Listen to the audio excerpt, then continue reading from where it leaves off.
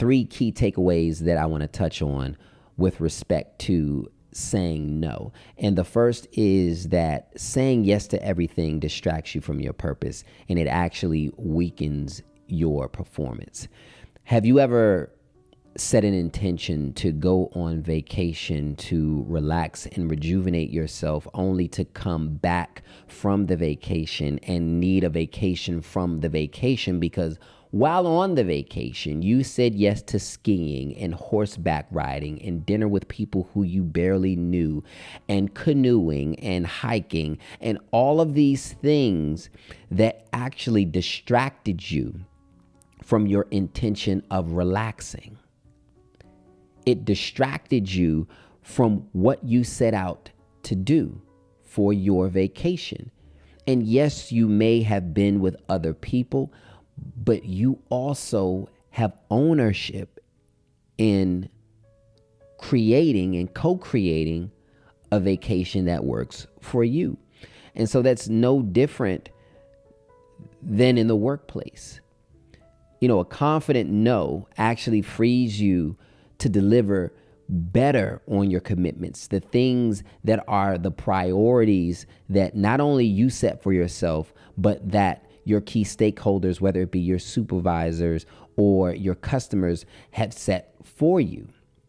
But when you start saying yes to a whole host of things, it dilutes your ability to perform effectively in accomplishing those goals, and the performance and the quality of work suffers because you've spread yourself too thin, especially when, you know, in environments where there's so much communication happening. You have to be extremely selfish with your time.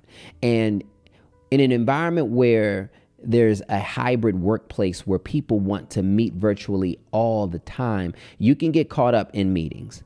But studies have actually shown that meetings can be counterproductive because you can sometimes lose up to 45 minutes of productivity after each meeting, because you have to reorient your mind to get back into flow. And when you have to reorient your mind to get back into flow, you can sometimes miss the deadlines that you were meant to make. And ultimately, that makes you feel bad, which brings me to my second point, which is how you feel about yourself will directly impact your performance. Doing something you don't like, that you don't want to do, so that people will like you, sometimes seems less risky than actually setting a boundary so that you will like you. But you have to get to the point that for every decision that you make, you will like you in the end. And I'm not talking about trying to appease your ego. There was a decision I had to make recently that I did not like, but the greater goal was the ultimate desire. And I knew that saying yes would ultimately get me to that greater goal.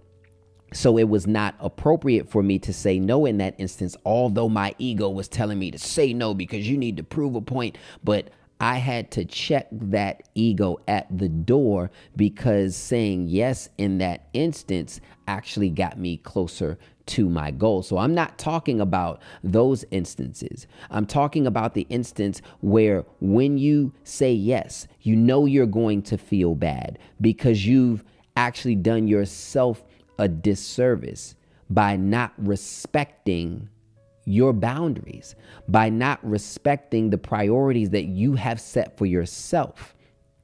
And when you don't respect the priorities that you've set for yourself, when you start to have low quality in areas where your quality used to be high because you've spread yourself too thin and you've taken on too much, and you knew you didn't have the capability or the capacity to achieve what was being requested, but you said yes because you didn't want other people to feel bad, you ultimately ended up hurting yourself.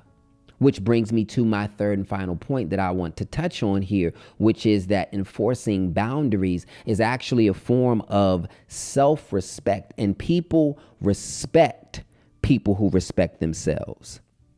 No is a complete sentence. You don't have to justify it. You don't have to explain it. And it doesn't have to be disrespectful when you deliver it. But when you deliver it, you must deliver it in a way that people understand that you are honoring yourself, because in honoring yourself, they see that you are someone who is to be respected. They then understand how to treat you. And ultimately, you co-create an environment with them where there can be mutual respect. People think that people will respect you when you just say yes to doing everything that they want you to do. That's not always the case. That's not always the case. And being in policy for a number of years has taught me that. But there are a number of different strategies that you can use in order to say no in a way that honors yourself. Now, my personal practice is to figure out how to accomplish the mutual goal, because my goal is to help. In my business, my goal is to help. In my career, my goal is to help others. And so I lead with how I believe I can help. And I frame my no around that. And so for you, what's your next step? This week, I want you to practice your version of a respectful no. And there are so many different ways you can frame this and play with this. You can test out any number of ways that and figure out what feels right for you. So, for example, you can frame it as you providing a solution that empowers the other person to accomplish their goal without your assistance. So, say, for example, someone wants you to run a report. You can say something like, I won't be able to run the report for you, but I can send you the link so that you can run it. You can say things like, I can't do that right now, but let me give you the location of where you can find it, and you should be able to find it really quickly. Because what you're doing is you are empowering the other person, but you're also teaching the other person for that thing. You want them to be able to do it themselves. You want to empower them to do it themselves. You might say, well, let me show you how you can find that. So you are actually training, but you're teaching people how to treat you so that in the future, they will act accordingly. Now, another way you can frame it, your no, is by providing them with the conditions that need to be met, that need to be true in order for you to say yes. Now, it can be something along the lines of, oh, I can help you with that after I finish this deliverable that I need to get done by 3 p.m.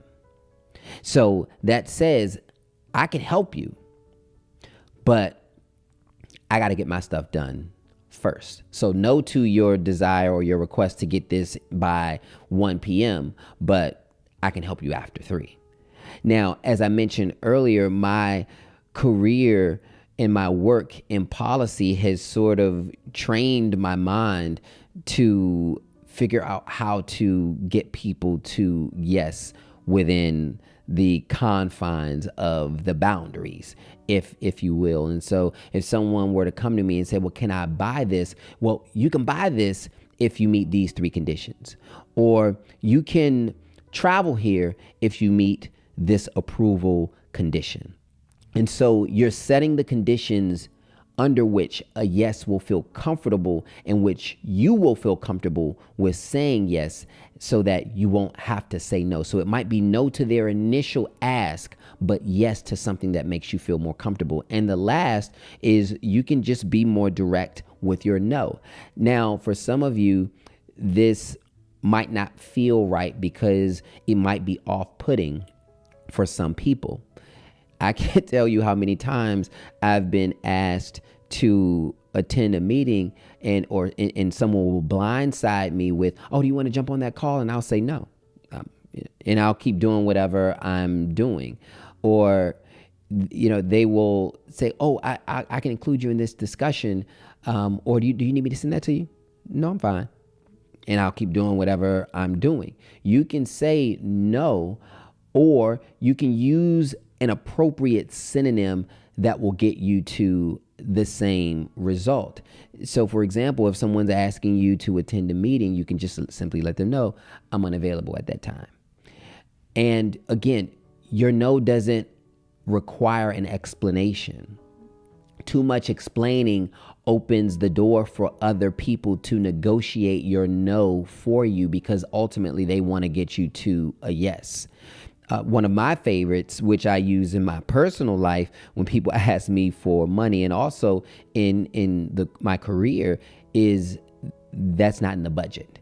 Because what that's telling me and what that's telling them is I have a priority that does not include your inability to navigate your finances. So you have to budget a little bit more effectively, because my budget does not include that.